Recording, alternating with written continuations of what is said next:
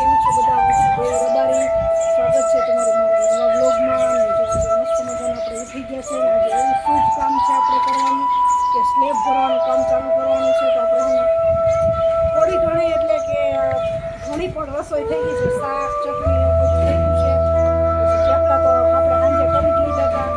હવે છે ને ભજીયા બાકી છે. તો ભજીયા હમણાં નહીં, આપણે જો સ્લેબ આજે ભરવાનો છે અને મજૂર પણ આવી ગયા છે. તો ક્યારે ચાલુ કરે ને એ કંઈ નક્કી નથી. એટલે અડધી કલાક પછી સ્લેબ ચાલુ કરી દે ભરવાનું. પછી આપણે સ્લેબ પૂરો થાય ને પછી જમવા બેસીશું છે. રાતના આપણે છે ને થેપલાને એવું બધું બનાવ્યું એટલે 3 વાગે. 3 વાગે ને અત્યારે સવારમાં આપણે 6 વાગ્યામાં ઉઠી ગયા છે. કારણ કે 6 વાગ્યામાં ઉઠીને આપણે ઘણું ખરું કામ હતું, બધું કામ પણ કર્યું હતું. અને આપણે છે ને રસોઈ બધાયની કરવાની હતી. લગભગ 60 માણસની રસોઈ કરવાની હતી. એટલે આપણે શાકને બધું કમ્પ્લીટ કરી લીધું છે. ને હવે ભજીયા કરવાના છે. પણ હવે જો આ બધી તૈયારી કરે સ્લેબની પછી આપણે રસોઈ કરવાની છે. ખાલી ભજીયા બાકી બધું કમ્પ્લીટ થઈ ગયું છે. પિલર છે ને એ પણ ફિટ કરે છે. ફિટ થઈ જાય ને પછી કરવાનું કામ ચાલુ કરશે. અત્યારે જો ફિટ કરવાનું કામ ચાલુ કરી દીધું છે. મસ્ત મજાનો ઠંડો પવન પણ આવે છે. જો આપણે છે ને 1 દિવસ નહીં પણ 2 દિવસ વરસાદ રહી જાય ને એટલે આપણે આપણું કામ પરફેક્ટ થઈ જાય. અને પછી ભલે વરસાદ આવે એટલે આપણો સ્લેબ પણ પાકી જાય. તો અત્યારે વરસાદની કોઈ જરૂર નથી. 2 દિવસ નથી.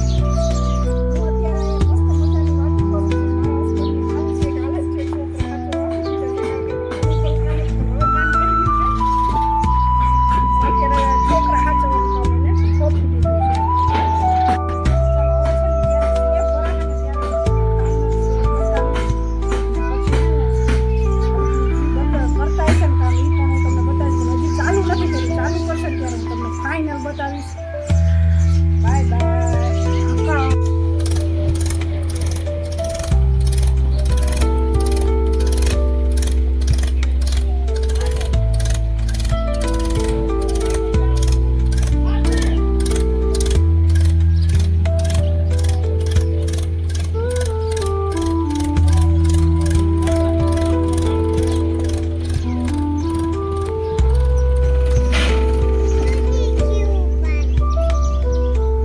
ફાઇનલ જો મજૂર પણ આવી ગયા છે અને એની તૈયારી કરવા માંડ્યા છે.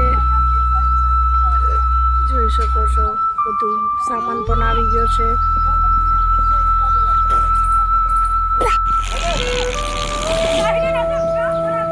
ચાલો ફાઇનલી જો અહીંયા છે ને આવું કંઈક બાંધવાનું કામ ચાલુ છે અત્યારે. જો હે ને ગોઠવે છે પછી સ્લેબ ભરવાનું ચાલુ કરશે. ને આ બે અહીંયા જોવા હા ભાઈ પપ્પા પપ્પા કરે અહીંયા પપ્પા પપ્પા પપ્પા. અને આ બેન શું છે બેન? સ્લેબ ભરાવા છે. કેટલી વાર લાગશે?